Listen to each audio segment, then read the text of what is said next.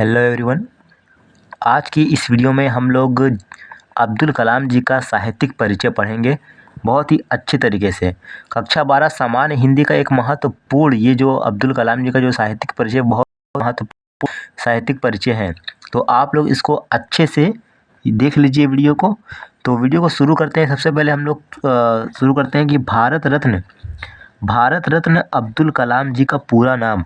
तो अब्दुल कलाम जी का पूरा नाम क्या था? तो अबुल पाकिर जैनुल आबदीन अब्दुल कलाम है।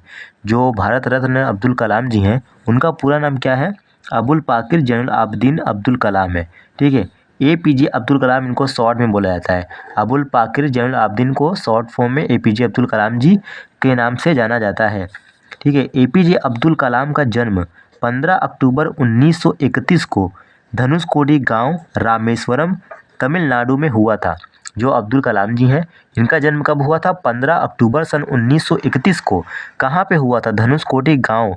एक धनुषकोडी गांव है, रामेश्वरम तमिलनाडु में हुआ था। ठीक है। तो इनका जन्म कब हुआ था? 15 अक्टूबर सन 1931 को धनुषकोडी गांव रामेश्वरम तमिलनाडु में हुआ था। और इनका पूरा नाम क्या है? अबुल पाकिर जैनुल आबदीन। ठीक है। उसके बाद हम लोग अब आगे बढ़ते हैं।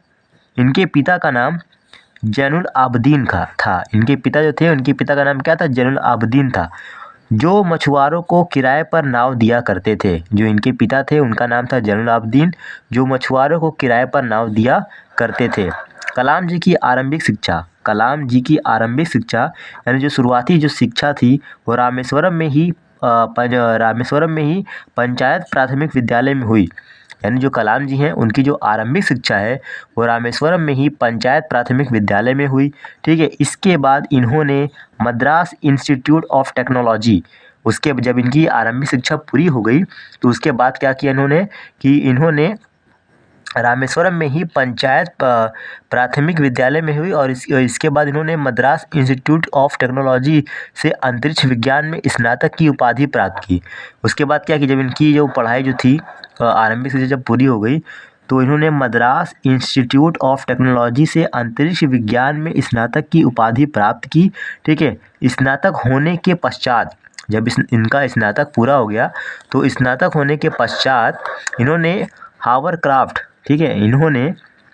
हावरक्राफ्ट परियोजना पर काम करने के लिए भारतीय रक्षा अनुसंधान एवं विकास संस्थान में प्रवेश किया। ठीक है। वर्ष 1962 में भारतीय अंतरिक्ष अनुसंधान संगठन में आने के पश्चात इन्होंने कई परियोजना में निदेशक की भूमिका निभाई। ठीक है। इन्होंने कई परियोजना में निदेशक की भूमिका निभाई। उसके बाद हम लोग बढ़ते हैं आगे। इन्होंने SLV के निर्माण में महत्वपूर्ण योगदान दिया। इसी कारण इन्हें मिसाइल मैन भी कहा गया। यानी कि अब्दुल कलाम जी को मिसाइल मैन भी कहा जाता है। इसरो के निदेशक पद से सेवानिवृत्त होने के पश्चात ये वर्ष 2002 से 2007 तक भारत के राष्ट्रपति पद पर आसीन रहे। यानी कि जो अब्दुल कलाम जी थे वो सन 2002 से 2007 तक भारत के राष्ट्रपति पद पर आसीन रहे। जिसके पश्चात इन्होंने विभिन्न विश्वविद्यालय में विजिटिंग प्रोफेसर के रूप में अध्यापन कार्य किया। इन्होंने क्या किया? ये बहुत से विश्वविद्यालय में विजिटिंग प्रोफेसर के रूप में अध्यापन का कार्य भी इन्होंने किया। अपने अंतिम क्षणों में भी, जब इनका अंतिम क्षण था, अपने अंतिम क्षणों में भी ये शिलांग में प्रबंधन संस्थान में पढ़ा रहे थे। वहीं पढ़ाते हुए 27 जुलाई 2015 में इनका निधन हो गया। जहाँ पे ये अध्ययन पढ़ा रहे थे, अंतिम क्षणों में भी ये शिलांग में प्रबंध संस्थान में पढ़ा रहे थे। वहीं पढ़ाते हुए 27 जुलाई सन 2015 में इनका निधन हो गया। ठीक है। इनको हृदयघात से इनका निधन हो गया था।